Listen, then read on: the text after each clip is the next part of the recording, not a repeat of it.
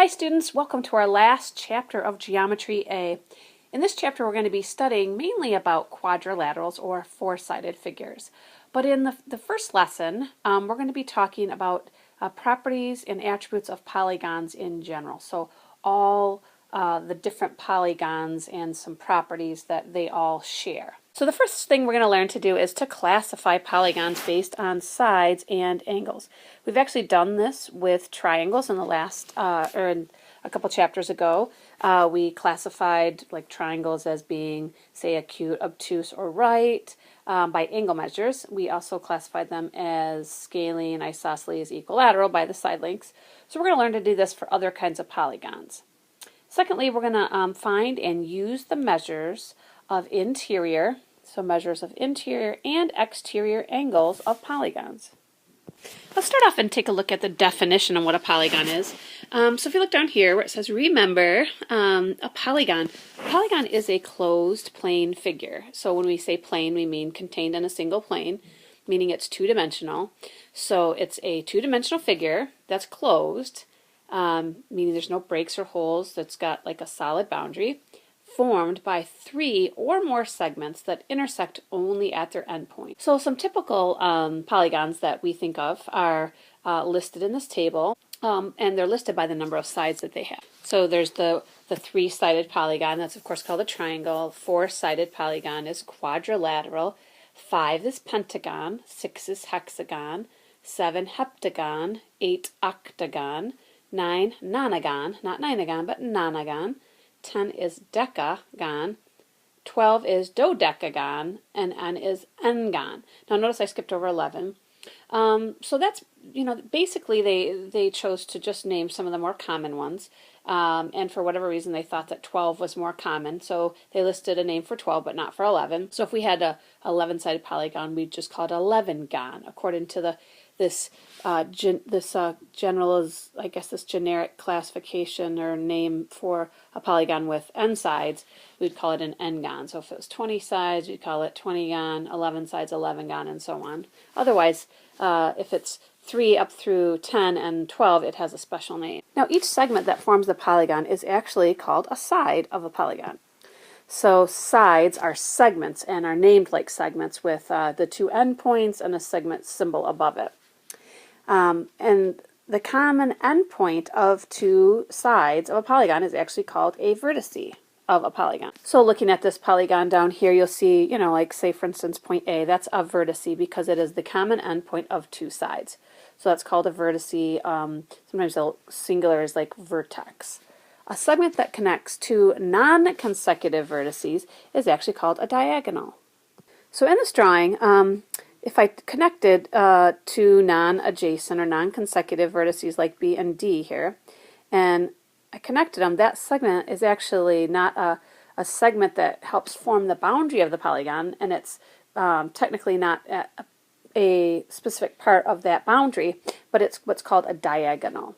So a diagonal of a polygon connects two non-consecutive vertices. If you had two consecutive vertices and you connected them, that would actually be one of the sides. So let's take a look at example 1, identifying polygons. So we have these three figures here, and we want to see if we can identify which of these would meet the qualifications to be called a polygon. So it says, tell whether a figure is a polygon, and if it is a polygon, then name it by the number of sides. Okay, so to be a polygon, it has to be a closed figure. Has to be made up of 3 or more segments. Those segments have to intersect only at endpoints. So when we think about example A here, well, this does meet the criteria. So yes, it is a polygon. But what about naming it? So to name it, I have to actually count the sides. So let's see, there's 1 side, 2 sides, 3 sides, 4 sides, 5, 6, and 7. So this one would be called a 7gon, which is, we go up here, we see it's heptagon right there. So we would call that a heptagon. Okay, so example B, that probably stands right out right away as not being a polygon because first of all, it's got to be made up of segments. Well, segments are straight, they're not curved, and so this is no, it's not a polygon. And the reason why is it's not made up of segments. And so that's kind of an explanation I could give for it, not made of segments. And finally, example C here. Now this one, right away, I can see it doesn't meet the definition because the definition was a closed plane figure. This is open. And so this is not a polygon.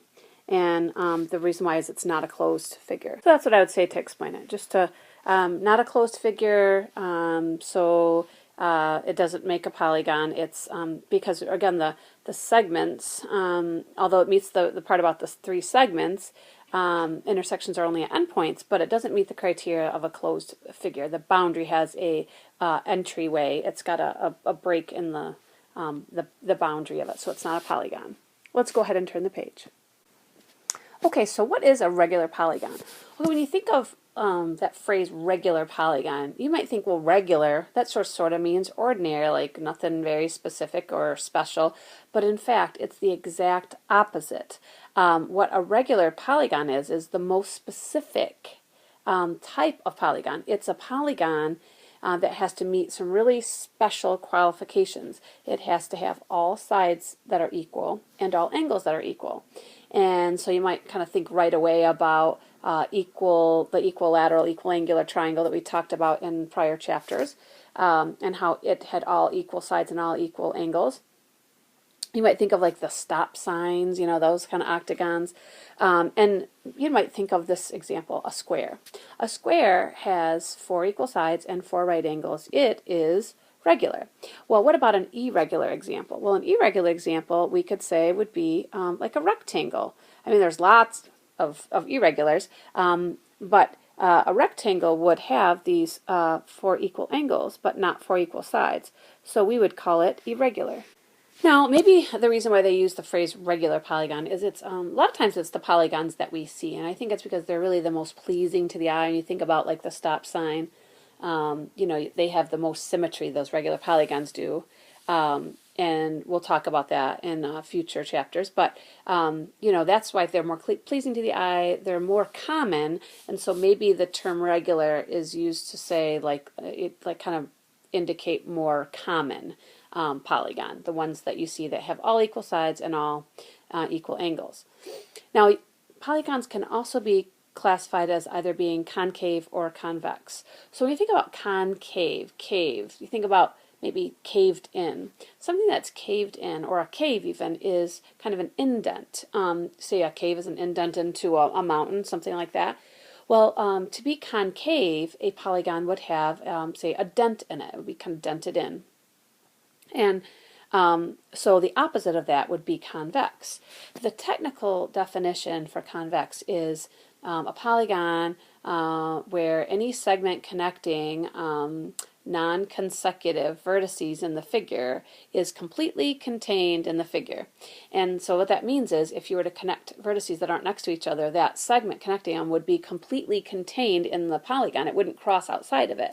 So hopefully you can see by looking at this the example of the concave, why this one does not meet that criteria for convex, because you see this segment actually that's connecting these non-consecutive vertices crosses completely outside of the figure. So it's called concave, or it's caved in.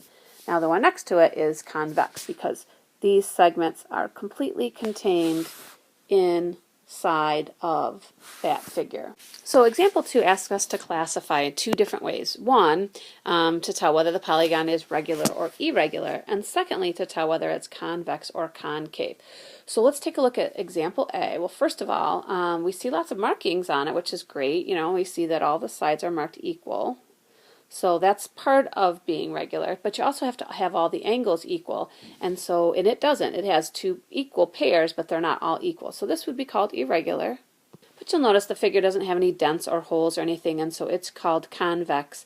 And you know, you could do a quick test and show that, you know, if you connected any points that were parts of the figure, it would, you know, completely be contained. And that's because there's no dents or anything for this thing to cross outside of the boundary of the figure. So it's convex. Now B is also irregular. You can clearly see that not all the sides are equal, and of course not all the angles either.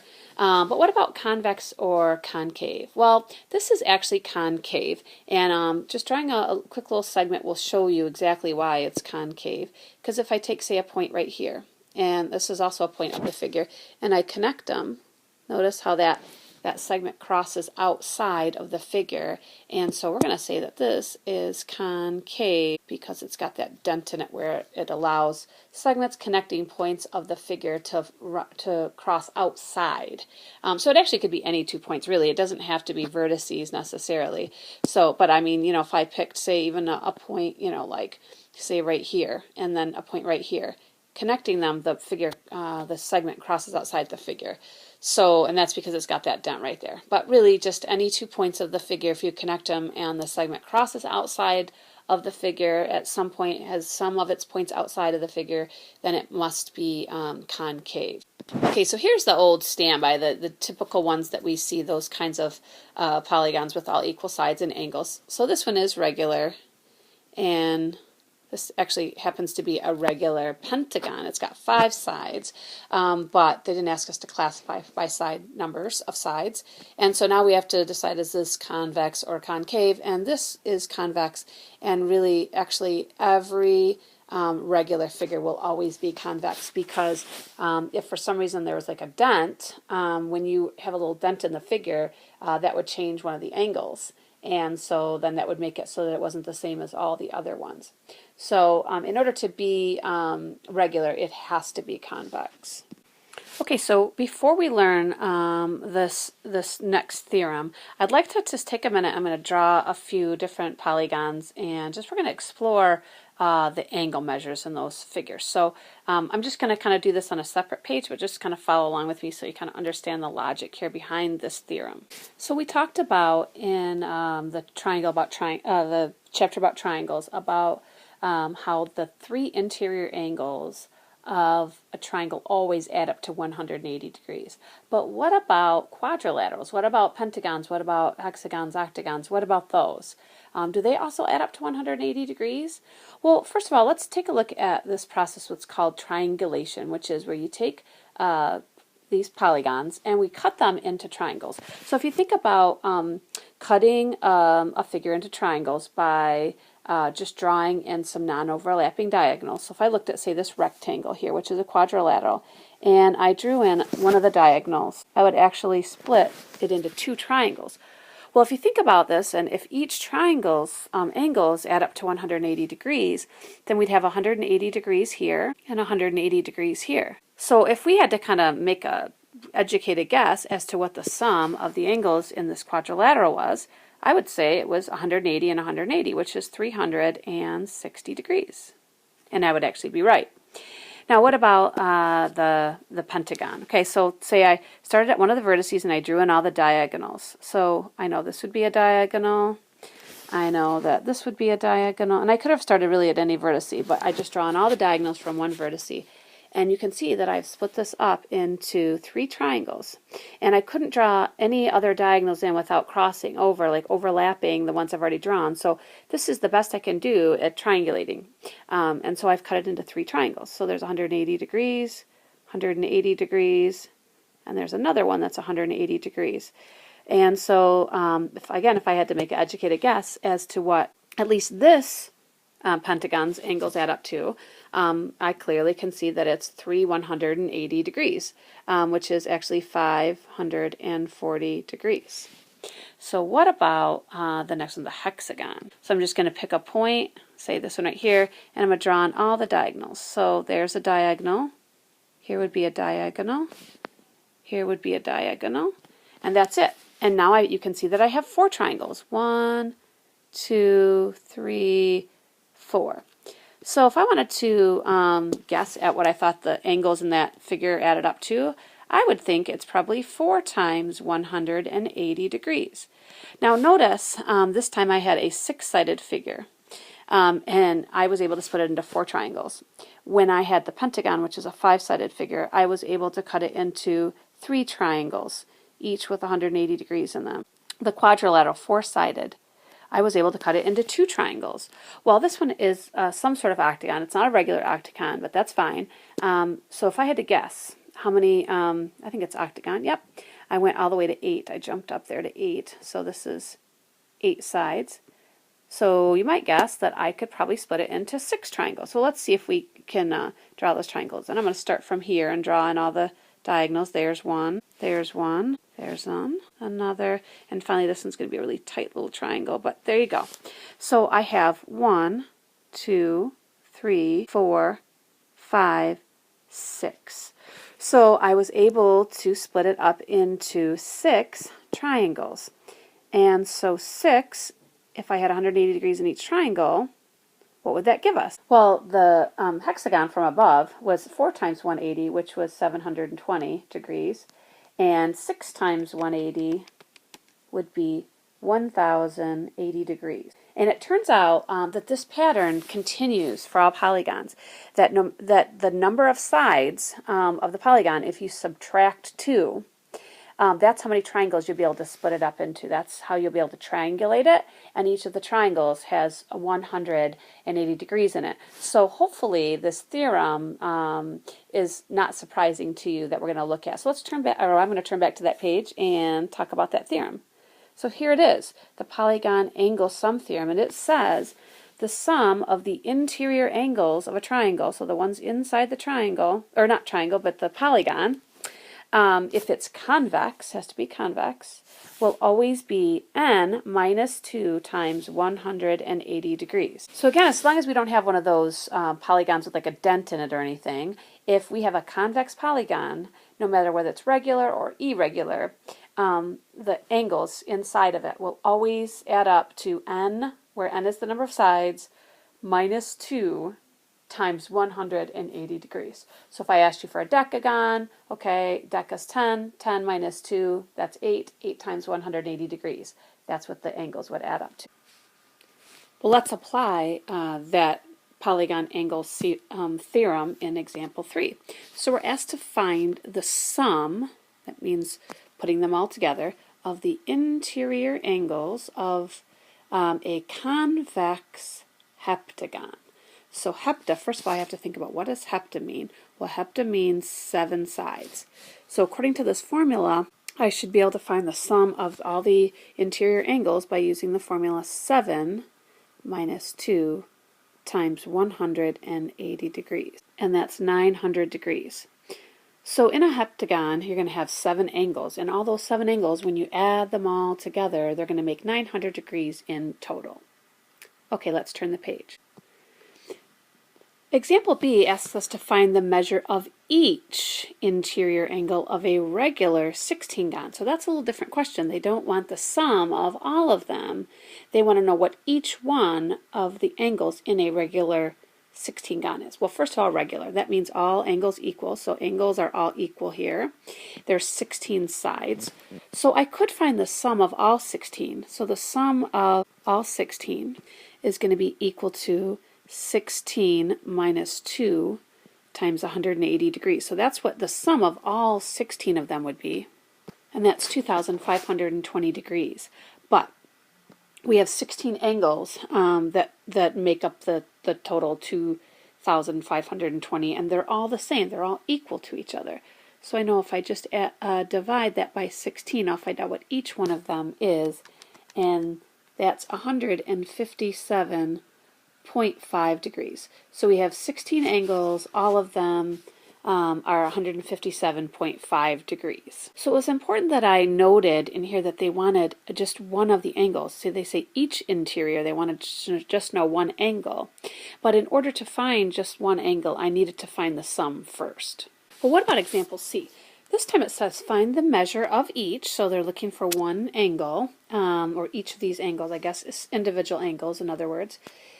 Interior angle of pentagon A, B, C, D, E. Now notice it doesn't say regular pentagon, and if you look at the drawing, this is certainly not a regular figure. It looks to be like maybe all the angles are different. Well, actually it looks like there's a couple that are the same. There's these two that should be the same, and there's these two that should be the same, but it's certainly not regular. And so we're going to have to use a little different process here. We can't just simply find out what the sum of all of the 5 angles, because it's pentagon, we know that's 5, and then divide by 5 because these angles are not all the same. but we can use the information that we know about a pentagon, and it's the sum of all the angles, whether it's regular or not regular, will be 5 minus 2 times 180 degrees, which is, in this case, for a pentagon, is 540 degrees. So if we kind of keep that in mind, and we know that we have 5 angles here, there's 2 angles that are 32 degrees, or 32 C degrees, I should say, and then there's 2 that are 18 degrees, and then there's the 35 C degrees. If we add those all up, we just don't know what C is. If we add these all up, we should be able to find out what C is, and they should equal a total of 540 degrees. So if we add like terms, they add up to 135 C degrees, and then that should equal 540 degrees in total. So if I just divide both sides by 135, I'm going to find out that C is equal to 4. Well, then I can easily find the measure of all these angles. The 2 that are 32C will be 32 times 4. So each of those are 128 degrees. And the 2 that are the 18C, which are A and B, so we'll kind of go over here with those. Those are 18 times 4, and that is 72 degrees. And then finally we have, the one that's 35C, and so that gives me 140 degrees. So we know all the angle measures, and basically it came down to being able to write an equation using the fact that a pentagon's angles all add up to 540 degrees. And so now we've come to our final learning goal, and it involves the polygon exterior angle sum theorem. So notice that this time it was exterior angles of a polygon. And here's what that theorem says. The sum of the exterior angle measures, one angle at each vertex of a converse polygon, is 360 degrees. Notice it doesn't have a formula or anything. It doesn't say it's like something minus 2, and whatever. It's just 360 degrees. No matter what kind of figure, no matter how many sides and angles the polygon has, if it's convex, all of the exterior angles around the figure will add up to 360 degrees in total. So if it's 10-sided, the 10 angles on the outside, the exterior angles, add up to 360. If it's 20gon, the 20 angles add up to 360 degrees. So obviously the more sides there would be, the smaller the exterior angles would get, and so, but they would still have a sum of 360 degrees. Something else that measures 360 degrees is a circle. So you can kind of think about this. If you have a figure, kind of like the one I have here in the margin, and if you were to kind of draw a circle around those, where those vertices are, make a circle around that, it would look like this. So you can kind of imagine all those angles out there kind of coming together to make 360 degrees. Let's look at applying this polygon exterior angle sum theorem.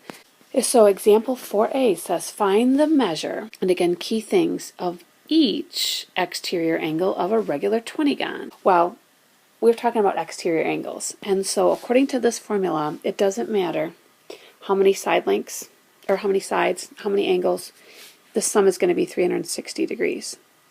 So as long as this is a regular 20gon, which it is, we know that every single angle is going to be the same.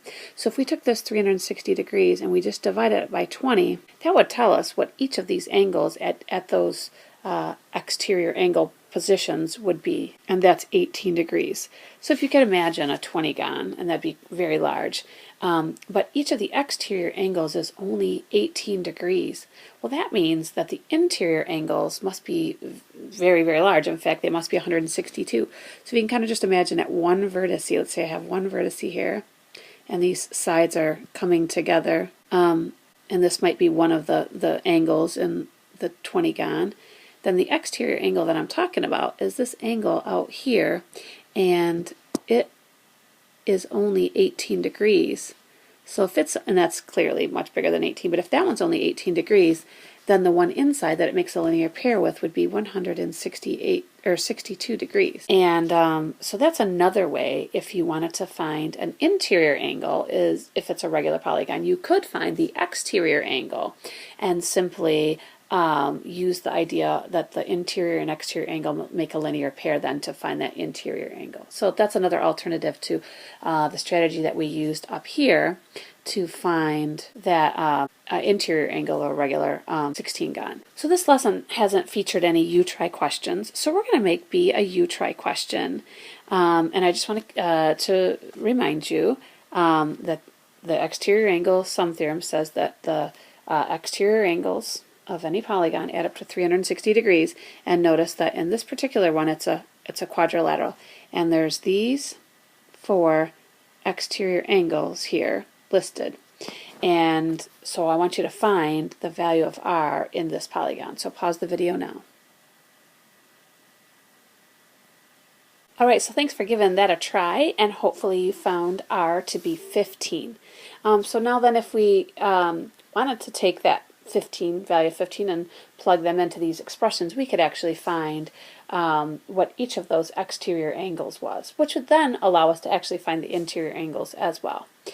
So the key thing is you have to read the questions very carefully and see, are they looking for interior angles? Are they looking for exterior angles? Do they want the sum of all the angles, or do they just want one? And so you have to apply these theorems correctly. If it's exterior angles, all the angles add up to 360.